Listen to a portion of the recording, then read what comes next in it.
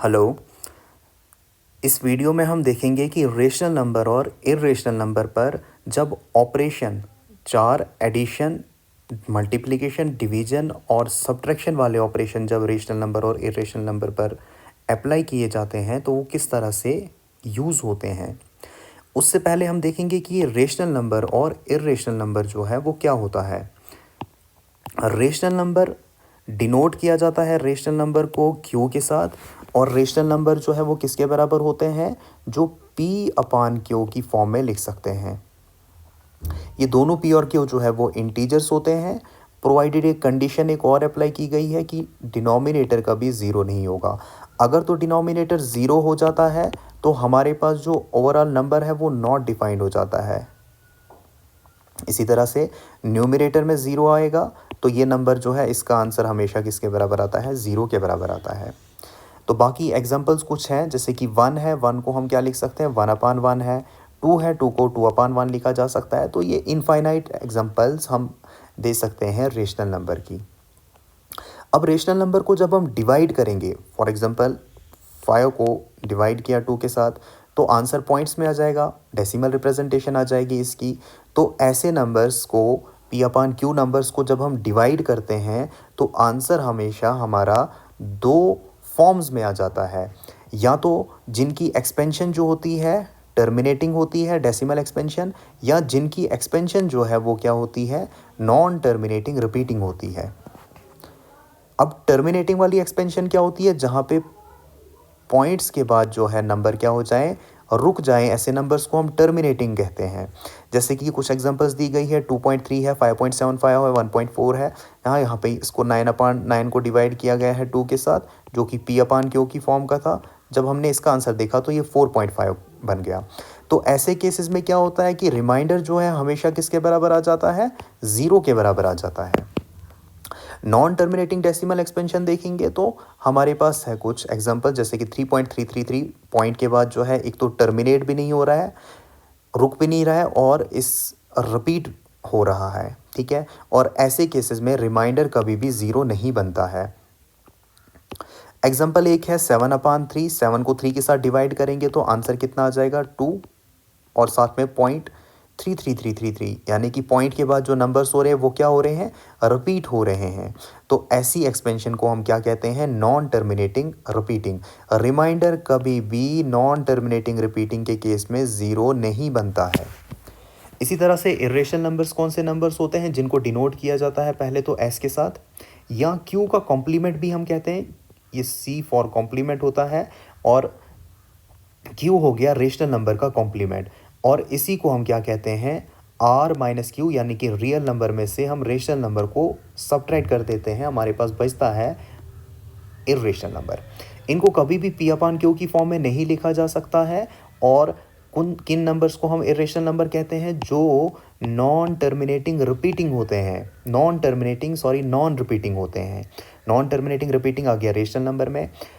Non terminating non repeating भी जब बात की जाएगी, इसका मतलब है कि पॉइंट के बाद जो एक्सपेंशन होती है या जो डिजिट्स आते हैं वो ना ही टर्मिनेट होते हैं, ना ही ख़त्म होते हैं, और ना ही रिपीट होते हैं। नॉन रिपीटिंग को नॉन रेकरिंग भी कहीं जगह पे लिखा जाता है। कुछ एग्जांपल्स यहाँ पे दी गई है। इसी तरह से हमारे पास किन नंबर्स को इर्रेशनल नंबर कहा जाता है, जो रूट की फॉर्म में आ जाएंगे, provided the number inside the root should not be the perfect square. If the numbers are perfect square, then if the number inside the square root are perfect square, then the number become rational number. ये 2 जो है, this is not a perfect square, therefore it is irrational number. 3 is not a perfect square, therefore it is also irrational number.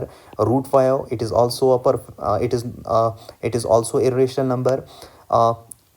एक example है root of 9 की, where root of 9 we know that, root of 9 we know that 9 is a perfect square. 9 can be written as 3 का square. Square and root get cancel, the answer comes out to be 3, and 3 जो है वो हमारे पास rational number है. Therefore if the number inside the root is a perfect square, then the number become a rational number. Another example of irrational number is pi, whose value is 3.14. 1592653. 3.14 is an approx value of pi. It is not an exact value. Since the digits after the point never terminate, never repeat, therefore this is irrational number. Another example of irrational number is E. Euler's constant और Euler number इसको हम कहते हैं, जो किसके बराबर है 2.71828, ये चलता जाता है। यहाँ पे भी Euler नंबर के केस में पॉइंट जो है ना तो टर्मिनेट होते हैं ना ही रिपीट होते हैं, इसलिए इनको कहा जाता है irrational number.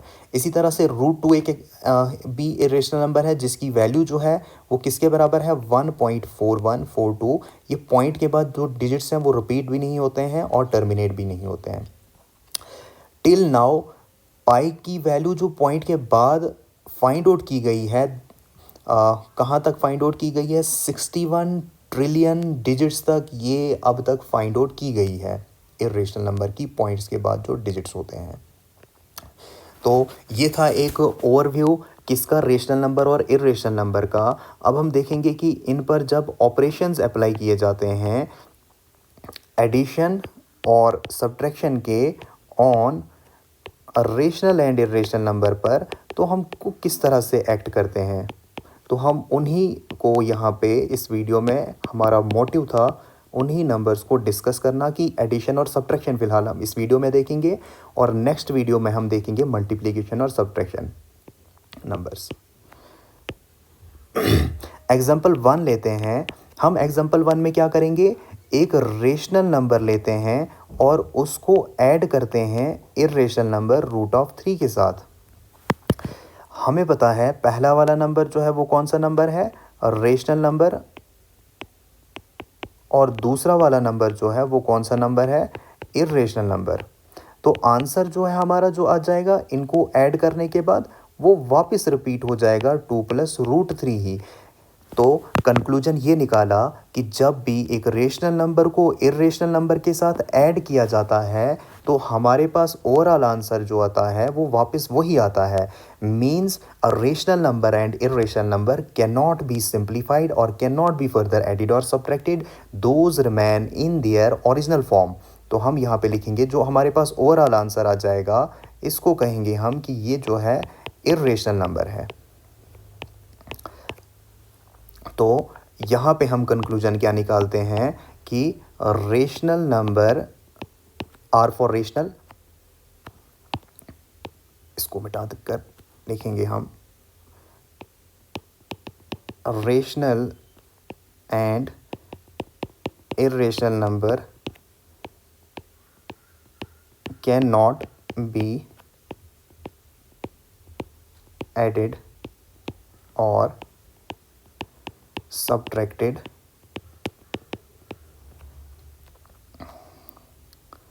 and they remain in their original form में ही वो रहते हैं, जैसे थे वैसे ही रहेंगे। एक और एग्जांपल करते हैं इसी के साथ। फॉर एग्जांपल हमारे पास अब है 3 और 3 को ऐड किया जा रहा है। अब ऐड नहीं करेंगे, अब सब्ट्रैक्ट करेंगे। यह आ जाएगा 3 - √3 को जब हम ऐड या सब्ट्रैक्ट करेंगे, यहाँ पे सब्ट्रैक्ट कर रहे हैं हम इसको, तो ये भी जो है किसके बराबर आ जाएगा 3 - √3। ऐसा नहीं लिख सकते हम कि 3 को √3 के अंदर नहीं ले सकते हैं या √3 को √3 से बाहर नहीं निकाला जा सकता है। एग्जाम्पल नंबर 3 देखेंगे हम। पहले तो हमने देखा रेशनल और इरेशनल नंबर को जब भी हमने ऐड या सब्ट्रैक्ट किया तो हमने देखा कि can not be further simplified.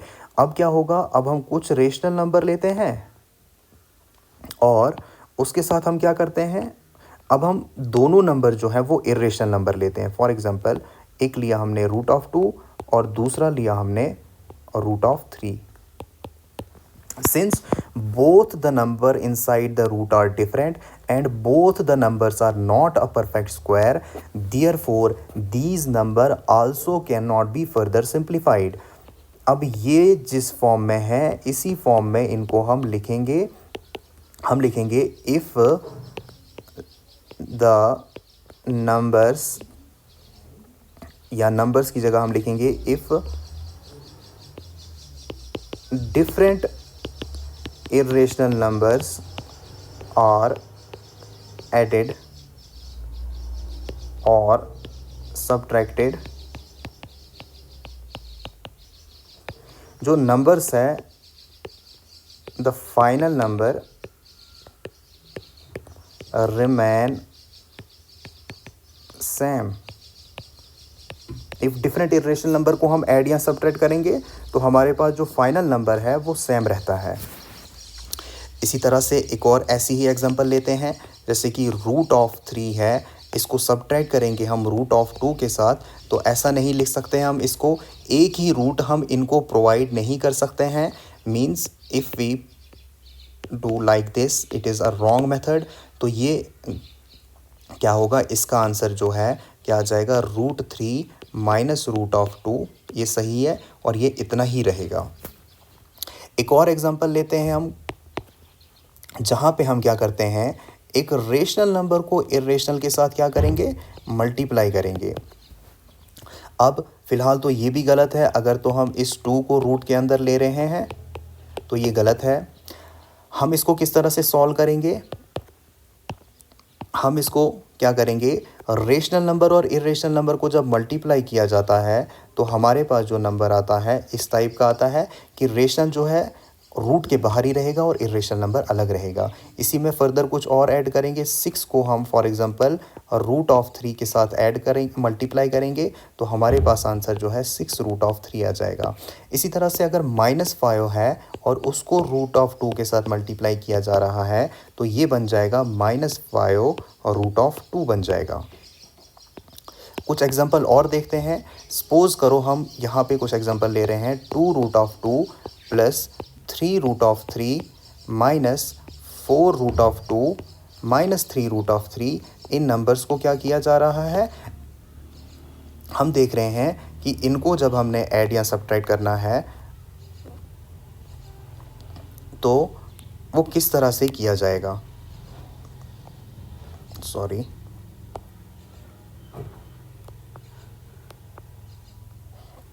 ये क्या बन जाएगा, ये बनेगा, यहाँ पे हम देखेंगे कि 2√2 और यहाँ पे 4√2। जब भी जो भी रूट के अंदर नंबर जब सेम होंगे उनको हम एक साथ लिखेंगे, यहाँ समझने के लिए। Otherwise it is not mandatory to write those numbers next to each other.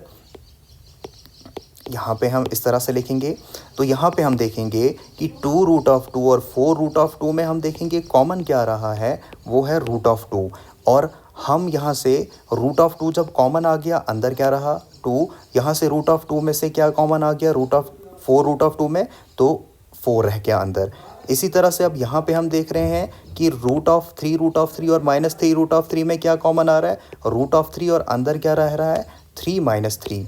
तो हमारे पास आंसर क्या आएगा, 2 - 4 करेंगे सब्ट्रैक्ट तो -2√2 आ जाएगा, और 3 - 3 जो है वो किसके बराबर आ जाएगा, 0√3, दैट इज इक्वल्स टू 0। तो एक्चुअली यहाँ पे हो क्या रहा है, यहाँ पे जब हम 2√2 और 4√2 को सब्ट्रैक्ट कर रहे हैं, हम ये देख रहे हैं कि ये कितने √2 है, तो ये है 2√2। यहाँ पे हम देख रहे हैं कि ये कितने √2 है, तो ये 4√2 है, और बीच में साइन जो है वो सब्ट्रैक्शन का है, माइनस का। तो हम देखेंगे कि एक्चुअली हम सब्ट्रैक्ट किसको कर रहे हैं, 2 और 4 को सब्ट्रैक्ट कर रहे हैं। 2 - 4 जो है -2√2 के बराबर आ जाएगा, एक्चुअली हम इसको सब्ट्रैक्ट कर रहे हैं। एक और एग्जाम्पल देखते हैं हम, 3√3। इसी तरह से यहाँ पे भी हो रहा है, -4√2 -3√3 में, 3√3 और -3√3 में हम क्या देख रहे हैं, हम एक्चुअली सब्ट्रैक्ट किसको कर रहे हैं, इस 3 को इस 3 के साथ सब्ट्रैक्ट कर रहे हैं। 3 - 3 0 के बराबर होता है, और ये जो है 0 ही, ये तो है 0 बन जाएगा सारा, और -2√2 आंसर आ जाएगा। एक और एग्जांपल है, 3√3 को -4√2 माइनस ब्रैकेट में रखेंगे हम 3√3 प्लस 4√2 -3√3 -7√2 -2। हम इसको सॉल्व करेंगे। तो हम सबसे पहले क्या देखेंगे कि ब्रैकेट के बाहर कोई नंबर अभी फ़िलहाल तो सिमिलर नहीं है, एक आगे है, फिलहाल ब्रैकेट के अंदर जो नंबर हैं उनको देखेंगे हम। यहाँ पे इस नंबर 3√3 को हम देखेंगे कि 3√3 जब -3√3 के साथ सब्ट्रैक्ट होगा, ये बन जाएगा एक्चुअली ये कितने √3 है, तो हम कहेंगे 3√3 है। ये कितने √3 है, तो एक्चुअली ये -3 है। तो 3 को -3 में से सब्ट्रैक्ट करेंगे तो 0 आ जाएगा। हम कह सकते हैं 0√3, या इसको हम डायरेक्ट कट भी कर सकते हैं क्योंकि ये 3 है और ये -3√3 है, और बचेगा बाकी 4√2। सिंस इसको हम 0√3 को लिखते नहीं है तो ये 0 ही आ जाएगा, और बाहर आ जाएगा -7√2 -2। फर्दर सिंप्लीफाई करेंगे हम इसको, हम देखेंगे ये क्या बन जाएगा, 3√3 -4√2, माइनस को प्लस के साथ मल्टीप्लाई करेंगे, माइनस प्लस माइनस के बराबर, तो 4√2 और -7√2 -2 आ जाएगा। ये हम क्या करेंगे, जो भी लाइक टर्म्स होंगी उनको ऐड या सब्ट्रैक्ट करेंगे। तो हम देखेंगे यहाँ पे सब्ट्रैक्ट या ऐड कौन हो रहा है। यहाँ पे √2 के साथ देखेंगे कितने √2 है, तो -4। यहाँ पे √2 के साथ कितने हैं, -4, और यहाँ पे √2 के साथ कितने हैं, -7। ये 3 नंबर जो हैं तीनों ऐड हो जाएंगे, साइन आ जाएगा माइनस का, क्योंकि माइनस माइनस प्लस होता है, और 4 और 4 होता है 8, 8 और 7 आ जाएगा 15 के बराबर, तो ये 15√2 आ जाएगा -2। तो पहले हमने देखा कि अगर तो दो डिफरेंट इरेशनल नंबर्स हैं, those numbers can not be further simplified, and if irrational number and one rational number are also added और subtracted, they also can not be further simplified. तो यही हमारा आंसर होगा, और ओवरऑल आंसर जो है हमारा इरेशनल नंबर बन जाएगा। नेक्स्ट वीडियो में हम डिस्कस करेंगे मल्टीप्लिकेशन वाले नंबर।